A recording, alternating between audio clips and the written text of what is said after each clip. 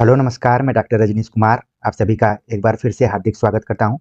आज के video lecture में हम चर्चा करेंगे यूपी टीजीटी पीजीटी हिंदी और अन्य परीक्षाओं के दृष्टिकोण से महत्वपूर्ण हिंदी की वर्तनी पर आधारित जो भी सवाल पूछे जाते हैं उनको हम कैसे हल करें और कम से कम अशुद्धियों को ध्यान में रखते हुए हम अधिकतम अंक हासिल कर पाएं।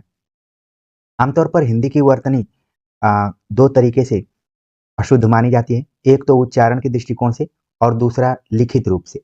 लेकिन परीक्षा में आप देखेंगे कि लिखित रूप वाले का ही टेस्ट किया जाता है, उसी से ये पता किया जाता है कि आप हिंदी की वर्तनी को कितने अच्छे से जानते हैं। तो चलते हम देखते हैं कि हिंदी की वर्तनी आखिरकार क्या है। हिंदी की वर्तनी की बात करें तो लिखने की रीति को वर्तनी या अक्षरी कहते हैं। जैसे कि हम अंग्रेजी में स्पेलिंग बोलते हैं और उर्दू में हिज्जे बोलते हैं, और यही हिंदी में वर्तनी नाम से जाना जाता है। किसी भी भाषा की समस्त ध्वनियों को सही ढंग से उच्चारित करने के लिए ही वर्तनी की एक रूपता स्थिर की जाती है। जिस भाषा की वर्तनी में अपनी भाषा के साथ अन्य भाषाओं की ध्वनियों को ग्रहण करने की जितनी अधिक शक्ति होगी, उस भाषा की वर्तनी उतनी ही समर्थ समझी जाएगी। वर्तनी का सीधा संबंध भाषागत ध्वनियों के उच्चारण से है। भारत सरकार के शिक्षा मंत्रालय की वर्तनी समिति ने 1962 में कई शब्दों के स्थायी रूप को निर्मित किया। इसी को ध्यान में रखते हुए सन 1961 ईस्वी में वैज्ञानिक एवं तकनीकी शब्दावली आयोग की स्थापना की गई थी। तो कुछ ये फैक्चुअल चीजें हैं जिनको कि आपको परीक्षा के दृष्टिकोण से ध्यान में रखना है। वैसे तो हम जितनी भी वर्तनियों को देखते हैं या फिर बोलते हैं, वो अचानक नहीं, बल्कि हम अपने समाज से, अपने परिवेश से, अपने वातावरण से उसको सीखते हैं और बोलने का प्रयास करते हैं। ठीक है, और कोशिश यही करते हैं कि अधिकतम रूप से वर्तनी शुद्ध तरीके से बोली जाए और लिखी जाए। तो अब आपके दिमाग में आ गया होगा कि वर्तनी जब कहा जाए तो क्या आना चाहिए? स्पेलिंग आना चाहिए। छोटी कक्षाओं में कई बार आलेख सुलेख लिखवाया जाता था और अध्यापकों द्वारा वर्तनी मिस्टेक या गलती को बताया जाता था। वर्तमान समय में भी बदलते हुए शिक्षा के पैटर्न में बच्चों पर ध्यान दिया जाता होगा, ऐसी हम उम्मीद करते हैं। लेकिन जब हम पढ़ाई करते थे तो उस जमाने में बाकायदे दूसरे हाफ में आलेख और सुलेख लिखवाया जाता था। जितने बच्चे प्राइमरी इत्यादि से पढ़े होंगे, थोड़े वो सन 2000 के आसपास में, तो मेरी बातों को समझ में उनको समझ में आ रही होगी। अब धीरे धीरे चीज़ें बदल रही हैं। अब कई बार हम ये देखते हैं कि कुछ शिक्षक हैं जो कि उनको खुद नहीं मालूम रहता है कि आखिरकार शुद्ध वर्तनी क्या है, अशुद्ध वर्तनी क्या है। क्योंकि हम जब परीक्षाओं में कई बार इन्विजिलेशन या फिर गाइडिंग करने का मौका मिलता है, तो वहाँ पर हमने देखा कि हमारे बच्चों को लिपि लिखना रहता है, देवनागरी। ठीक है, कि किस लिपि में आप लिख रहे हैं, तो बच्चे देवनागरी न लिखकर देवनागरिक लिख देते हैं। आप लोगों ने भी इसका आभास किया होगा। वर्तमान समय में मैंने कई जगह देखा कि राजनीति विज्ञान न लिखकर बच्चे राजनीतिक विज्ञान लिखते हैं। तो ये छोटी-छोटी गलतियां हैं जो कि ध्यान न देने की वजह से होती हैं। तो चलते हम देखते हैं कि किन गलतियों की वजह से हम वर्तनी अशुद्ध तरीके से लिखते हैं या फिर बोलते हैं उसको। अगर बात करें तो हिंदी की वर्तनी अशुद्धियों के कारण के रूप में, तो पहला कारण है वर्ग संबंधी अशुद्धियां, प्रत्यय संबंधी अशुद्धियां, लिंग प्रत्यय संबंधी अशुद्धियां, संधि संबंधी अशुद्धियां, समास संबंधी अशुद्धियां, हलंत संबंधी अशुद्धियां और चंद्रबिंदु और अनुस्वार संबंधी अशुद्धियां।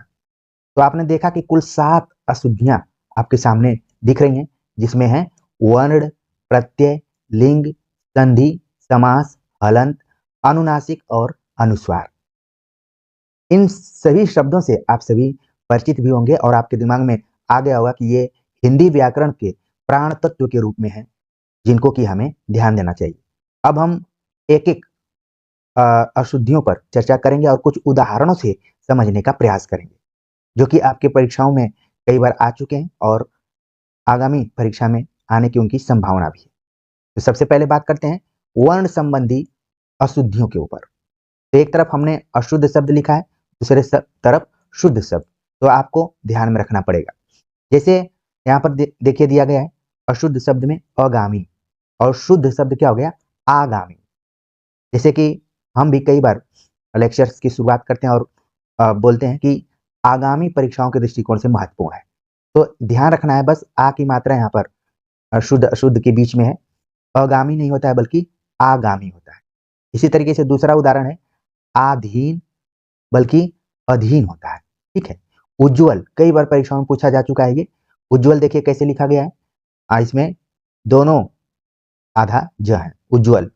अंताक्षरी, अब इसको सही कैसे लिखा गया है अंत्याक्षरी।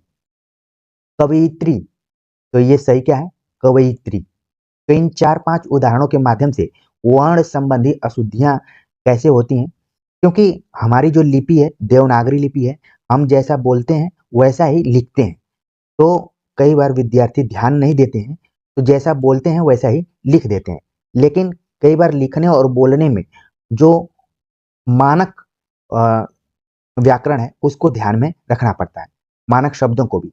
तो ये 1 दिन 2 दिन की बात नहीं है, बल्कि आप लगातार मूल किताबों को पढ़ते रहेंगे, आर्टिकल्स पढ़ेंगे, समाचार पत्र पढ़ेंगे, कहानी उपन्यास पढ़ेंगे, तो अपने आप वर्ण संबंधी अशुद्धियां धीरे धीरे खत्म हो जाएंगी। लेकिन हमारी आदत है कि जब परीक्षाएं आती हैं तभी हम इन पर जोर देते हैं। हम सामान्य जिंदगी में अपने दाएं बाएं ऊपर नीचे कभी नहीं देखते हैं, वरना आपको वर्ण संबंधी अशुद्धियां तो बाजार से लेकर परिवार तक आपको सही गलत दिखाई पड़ेंगी। बाजार में आप जाएंगे तो कई दुकानों पर अक्सर गलत लिखा रहता है, जिसका कि जिक्र मैं बार बार कहता हूँ। जैसे उज्ज्वल शब्द आप देखेंगे कई जगह गलत लिखा रहता है, खासतौर से बस ट्रक पर आप देखेंगे वहां पर भी गलत लिखा रहता है। तो ध्यान देना है आपको कि यहाँ पर कौन सी अशुद्धि है। ठीक है। खासतौर से परीक्षाओं में वर्ण संबंधी अशुद्धियां ही ज्यादातर पूछी जाती रही, खूब पूछी जाती है, इनकी संख्या सबसे ज्यादा। अभी हमने 5 ही उदाहरण लिए हैं, आगे हम इस पर अलग अलग खंडों में बातचीत करेंगे। दूसरी जो अशुद्धियां होती हैं शब्दों को लेकर, उसमें है वर्तनी को लेकर, उसमें है प्रत्यय संबंधी। प्रत्यय जैसे मैं बोल रहा हूं तो आपके दिमाग में उपसर्ग और प्रत्यय दोनों आने चाहिए। जब कोई शब्द किसी शब्द के पहले आकर उसके अर्थ में बदलाव कर देता है तो उपसर्ग कहलाता है, और जब कोई शब्द किसी शब्द के बाद में जुड़कर उसके अर्थ में बदलाव करता है तो वो प्रत्यय कहलाता है। तो यहाँ पर देखिए प्रत्यय संबंधी अशुद्धियां कौन कौन सी हैं। तो कुछ शब्द दिए गए हैं, उन शब्दों के आधार पर हम देखेंगे।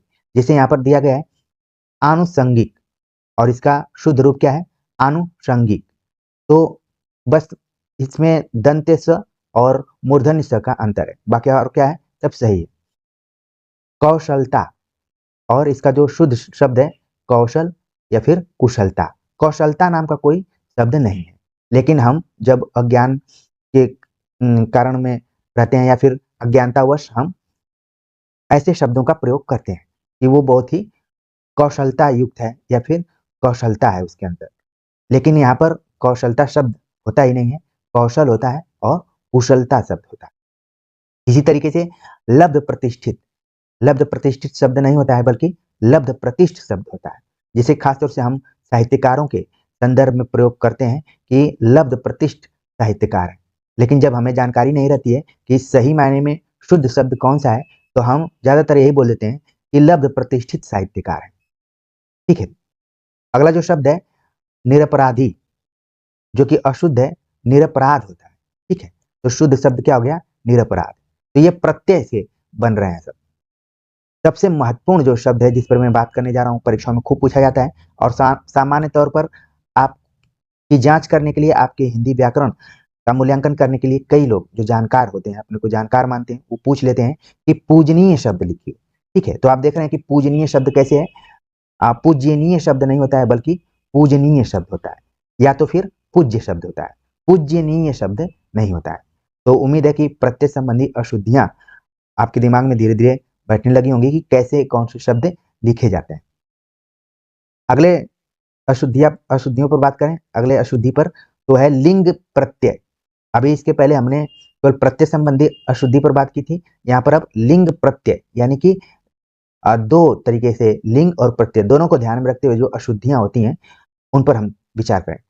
तो शब्द है कोमलांगिनी, कोमलांगिनी, ये भी कई बार एग्जाम में पूछा जा चुका है। कोमलांगिनी इसका जो शुद्ध रूप है कोमलांगी है। गायकी अशुद्ध शब्द है, गायिका क्या है, शुद्ध शब्द है। गायकी कोई ऐसा शब्द नहीं है, बल्कि क्या है, गायिका। आमतौर पर यही दिमाग में आ जाता है कि गायक का स्त्रीलिंग क्या हो जाएगा, गायकी हो जाएगा, लेकिन वो क्या है, गायिका है। इसी तरीके से अश्व, अश्व का क्या है, अश्वी कई लोग बोल देते हैं, लेकिन यहाँ पर क्या है, इसका शुद्ध शब्द अश्वा है। इसी तरीके से शताब्दी लिखना है हमें, शताब्दी, तो इसमें देखिए छोटी की मात्रा दे दी गई है, लेकिन सही शब्द क्या है, बड़ी की मात्रा है, ठीक है, शताब्दी। तो यहाँ पर लिंग, कई बार पुल्लिंग और स्त्रीलिंग का क्या सही क्या रूप होगा, अगर उसकी जानकारी नहीं रहती है तो हम अशुद्ध शब्द लिख देते हैं। जैसा कि मैंने कोमलांगी, कोमलांगिनी, गायकी, गायिका, अश्वी, अश्वा, शताब्दी, शताब्दी के बारे में बता दिया। आगे बात करते हैं संधि संबंधी अशुद्धियों के ऊपर। संधि, दो वर्णों के मेल से जो विकार उत्पन्न होता है संधि कहलाता है, बल्कि हमने पहले भी बातचीत कर लिया है और यहाँ पर भी आप देख रहे होंगे। तो संधि संबंधी अशुद्धियां होती हैं लिखते समय। तो यहाँ पर कुछ शब्द दिए गए हैं, उन शब्दों को हम देखते हैं। जैसे लिखा गया है अधगति, तो अधगति नहीं होता है, बल्कि क्या होता है, अधोगति होता है। इसी तरीके से दूसरा शब्द है अत्याधिक, अत्याधिक नहीं होता है, बल्कि अत्यधिक होता है, ठीक है। इसमें क्या हो रहा है, संधि हो रही है, ठीक। अत्याधिक नहीं, शुद्ध शब्द नहीं है, अत्यधिक शुद्ध शब्द है। इसी तरीके से आप देख रहे हैं तदोपरांत, तदोपरांत शब्द शुद्ध नहीं है, तदुपरांत होना चाहिए, ठीक है। इसी तरीके से दुरावस्था, दुरावस्था नहीं है बल्कि दुरावस्था है। और निरोग शब्द आप देख रहे हैं, आमतौर पर आप अगर हॉस्पिटल इत्यादि में जाएंगे या फिर देखेंगे तो वहां पर निरोग ऐसे लिखा रहता है, लेकिन सही में क्या है, ये वाला सही है, न पे बड़ी की मात्रा है। तो यहाँ पर क्या हो रही है, संधि हो रही है। जैसे तद धन उपरांत, ठीक है, तद धन उपरांत, तो यहाँ पर क्या है, हलंत है, और बाद में क्या लिखा गया है, उपरांत लिखा गया है, ठीक है। थोड़ा सा लिखने में मुझे दिक्कत हो रही है, क्योंकि मैं छुट्टियों में घर आया हुआ हूँ, और जो मैं पेन से लिखा करता था वो पेन जल्दीबाजी में मैं भूल गया हूँ। तो यहाँ पर देखिए आप क्या हो रहा है, जो संधि हो रही है इसमें ऊ आकर मिल जा रहा है, तो यहाँ पर तदुपरांत हो रहा है, लेकिन हम ध्यान नहीं देते हैं, तो इस ऊ को ओ की मात्रा समझ जाते हैं, ठीक है ना। तो इन छोटी छोटी, इसी तरीके से दुरावस्था, यहाँ पर क्या है, दूर प्लस, दूर प्लस अवस्था, तो अ जाकर इसमें मिल गया, तो ये दुरावस्था हो गया, लेकिन ध्यान नहीं देते हैं तो दुरावस्था लिख देते हैं, ठीक है। निधन रोग, ये जाकर फिर बड़ी की मात्रा हो जाती है निरोग। इसी तरीके से अत्य, अतिधन धिक, तो ये क्या हो गया, अत्यधिक, ठीक है। तो इस टाइप से यहाँ पर क्या हो रही है, संधि हो रही है, और अगर संधि की जानकारी ठीक से नहीं रहती है तो फिर शब्द हम अशुद्ध लिखा शुरू कर देते हैं। आगे बात करते हैं, अगला जो अशुद्धि से जुड़ा हुआ है, समास संबंधी अशुद्धियां। कई बार समास संबंधी अशुद्धियां हो जाती हैं, तो कुछ शब्द हैं उनको देख लेते हैं। जैसे हमने लिखा है यहाँ पर मंत्रिमंडल, ठीक है, तो मंत्री में बड़ी की मात्रा दी गई है, लेकिन सही क्या होता है, मंत्रिमंडल होता है। इसी तरीके से दिवारात्रि, दिवारात्रि है, लेकिन शुद्ध शब्द क्या है, दिवारात्र। इसी तरीके से एक और शब्द है नवरात्र, कई जगह आप देखेंगे नवरात्रि लिखा रहता है, कई जगह लिखा रहता है नवरात्र, तो सही वाला शब्द कौन सा है, नवरात्र, जैसे कि यहाँ पर दिवारात्र।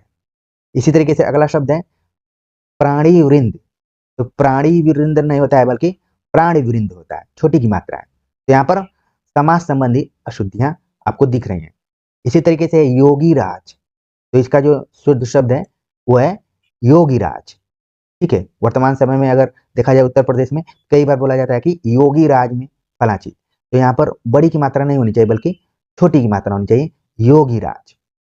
एक और शब्द है यहाँ पर एक तारा, एक तारा नहीं होता है, बल्कि क्या होता है, इक तारा होता है, ठीक है, इक तारा। तो ये क्या है, समास संबंधी अशुद्धियों के अंतर्गत आती है। तो एक तरफ मैंने अशुद्ध शब्द लिखा, दूसरी तरफ शुद्ध शब्द, धीरे धीरे आप सभी चीजों को समझ रहे होंगे। आगे बात करते हैं हलंत संबंधी अशुद्धियों के ऊपर। लिखते समय कई जगह हम कंफ्यूज हो जाते हैं कि कहाँ पर हलंत लगेगा, कहाँ पर हलंत नहीं लगेगा। तो कुछ शब्द हैं जिन्हें कि हमें ध्यान में रखना पड़ेगा कि उनको लिखते समय हलंत का प्रयोग किया जाता है। जैसे लिखा गया श्रीमान, तो जब हम शुद्ध तरीके से लिखेंगे तो हलंत लगा देंगे श्रीमान। साक्षात, लोग बोलते हैं कि उनका मैंने साक्षात दर्शन किया, तो त में हलंत होगा। अर्थात, जब कोई चीज समझाने की कोशिश की जाती है तो बोला जाता है अर्थात, तो यहाँ पर हलंत लग जाएगा। भाग्यवान, तो भाग्यवान में भी हलंत लग जाएगा। विधिवत, तो हलंत लग जाता है। तो ये क्या हो गया, जितने में मैंने हलंत लगाया वो सब शुद्ध शब्द के अंतर्गत है, और जिनमें जिनमें नहीं लगा था उसमें वो क्या हो गया, अशुद्ध। कई बार क्या होता है कि हमें दिमाग में आ जाता है कि फला शब्द में भी हलंत लगना चाहिए, तो ऐसे शब्दों की संख्या कुल 40-50 के आसपास में ही, बहुत ज्यादा ऐसे शब्द नहीं है, ठीक है ना। चलिए आगे बात करते हैं चंद्रबिंदु और अनुस्वार संबंधी अशुद्धियों के ऊपर। चंद्रबिंदु का दूसरा नाम है अनुनासिक, ठीक है। चंद्रबिंदु को भाषा विज्ञान की शैली में हम अनुनासिक बोलते हैं। ऐसे स्वरों का उच्चारण नाक और मुंह से होता है और उच्चारण में लघुता रहती है, जैसे गांव, दांत, आंगन, सांचा। तो ये क्या है, अनुनासिक है। और सरल शब्दों में हम कहते हैं चंद्रबिंदु। और इसी का दूसरा भाई है अनुस्वार, जिसमें कि केवल बिंदी रहती है और यह स्वर के बाद आने वाला व्यंजन है और जिसकी ध्वनि नाक से निकलती है, जैसे अंगूर, अंगद, कंकड़। तो ये क्या हो गया, अनुस्वार हो गया। एक चीज आपको और ध्यान में रखना है कि अनुस्वार क्या है, व्यंजन है। कई बार परीक्षाओं में पूछ लिया जाता है कि अनुस्वार स्वर है, व्यंजन है, विसर्ग है, इनमें से कोई नहीं, ठीक है। तो आपके दिमाग में रखना चाहिए कि ये व्यंजन है और स्वर के बाद आता है और इसकी जो ध्वनि है नाक से निकलती है। और अनुनासिक जो है इसकी जो ध्वनि है नाक और मुंह दोनों से निकलती है और इसमें उच्चारण में लघुता बनी रहती है, ज्यादा समय तक इसका उच्चारण नहीं होता। जैसे हमने बोला गांव, दांत, आंगन, सांचा, तो आपके नाक और मुंह दोनों से इसका उच्चारण निकल रहा है। थोड़ा सा प्रैक्टिकल करके आपको देखना पड़ेगा। अनुस्वार क्या है, स्वर के बाद आने वाला व्यंजन है और इसकी ध्वनि केवल नाक से निकलती है। अंगूर, अंगद, कंकड़ मैंने बताया। अब इन्हीं के आधार पर हमें अशुद्ध और शुद्ध शब्दों को खोजना है। जिसे लिखा गया है अंगना, अब क्या हो गया, इसका शुद्ध शब्द अंगना हो गया, क्योंकि अनुस्वार और अनुनासिक का ही अंतर है। तो अंगना ऐसे आमतौर पर हम अशुद्ध वाला भी कई जगह सही मान लेते हैं, उतना ध्यान नहीं देते। लेकिन जब हमारा टेस्ट व्याकरण के दृष्टिकोण से होगा और कॉम्पिटेटिव एग्जाम में हम जाएंगे, क्योंकि वहां पर एक एक सवाल का नंबर है, तो कैसे किसी को छांटा जाए, तो इन छोटी छोटी चीजों की वजह से हमें ध्यान देना पड़ता है। जैसे दूसरा शब्द है उंगली, तो इस सही कैसे लिखा गया है, उंगली ऐसे लिखा गया है। कई लोग तो इसको अंगुली भी बोलते हैं, ठीक है, लेकिन उंगली आप देख रहे हैं, उंगली। चांद, चांद ऐसे भी कई जगह लिखा रहता है, लेकिन सही कौन सा है, चांद, ये अनुनासिक वाला है।